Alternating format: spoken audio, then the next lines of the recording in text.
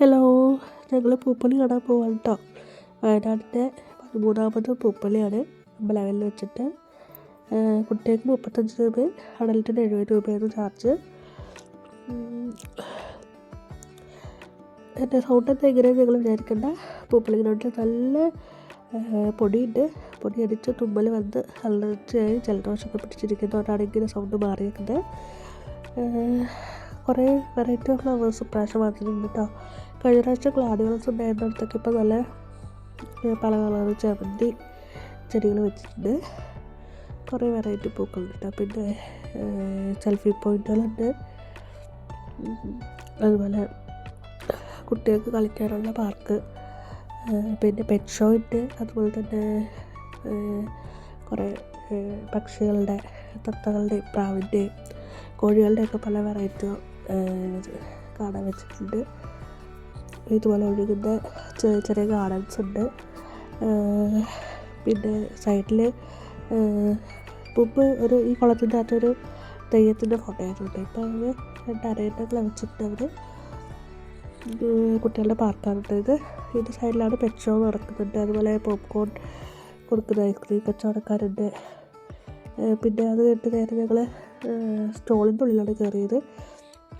അവിടെ കുറേ നമുക്ക് ഈ ചെടികളുടെ വിത്തൊക്കെ വാങ്ങിയാൽ കിട്ടും. അതുപോലെ തന്നെ പച്ചക്കറികളുടെ ചെടികൾ കുറേ ഉണ്ട്.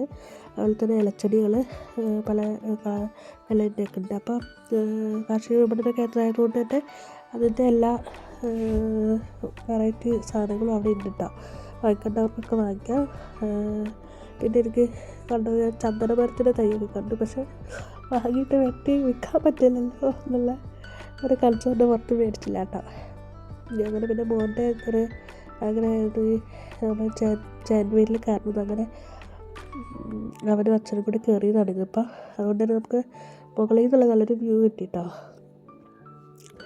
പിന്നെ സലിംകോടത്തൂരിൻ്റെ പ്രോഗ്രാം ഉണ്ടായിരുന്നു. പക്ഷെ അത് ഞങ്ങൾ തിന്നില്ല. അപ്പോഴത്തേക്കും തുമ്പി ഒരു വശമായി.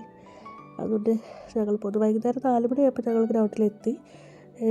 7 മണി 7:30 ആയപ്പോഴത്തേക്കും ഞങ്ങൾ പോന്നു കേട്ടോ. അത്രയും പൊടിയായിരുന്നു. എനിക്ക് ജാൻവരിയിൽ കയറാൻ പേടിയായതുകൊണ്ട് ഞാൻ താഴെ നിന്നിങ്ങനെ കൈവീശി കാണിക്കുക മാത്രമേ ഉള്ളൂ കേട്ടോ. അങ്ങനെ കാണാൻ താല്പര്യമുള്ളവരൊക്കെ വന്ന് കാണാം കേട്ടോ. പുറത്ത് കുറേ പേര് വരുന്നുണ്ട്. ടൂറിസ്റ്റുകളായിട്ട് തന്നെ വരുന്നവരൊക്കെ വരുന്നുണ്ട്. 1-ാം തീയതി തുടങ്ങിയതാണ്, 15-ാം തീയതി വരെ ഉള്ളൂ. അപ്പോൾ കാണാൻ പറ്റുന്നവരൊക്കെ വന്ന് കാണാം കേട്ടോ. കുട്ടികൾക്കൊക്കെ എൻജോയ് ചെയ്യാൻ പറ്റും. അതുപോലെ തന്നെ കാണാൻ പറ്റുന്നവരൊക്കെ വന്ന് കാണാം. പറ്റുള്ളൂ. Thank you.